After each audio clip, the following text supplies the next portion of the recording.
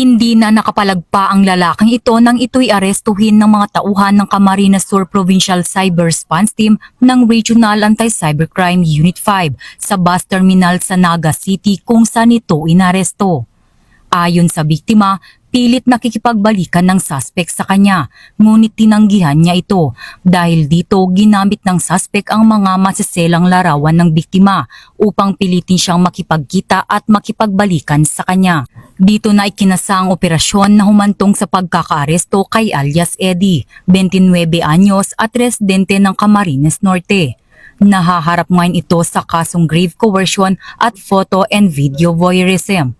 Matapos ang kanyang pagkakaaresto, agad itong dinala sa Naga City Police Office para sa kaukulang dokumentasyon at mabilisang proseso ng kanyang kaso upang masigurong makakamit ng biktima ang hustisya.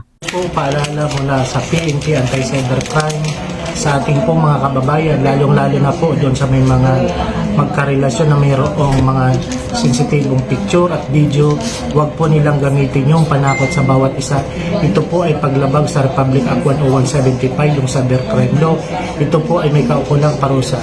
Yun lang po at maraming salamat. Mula dito sa Campo Crame, ako ang inyong PNN correspondent, Patrolwoman Mary Grace Artizuela, nagbabalita para sa Police News Network, alagad ng batas, tagataguyod ng Balitang Pulis.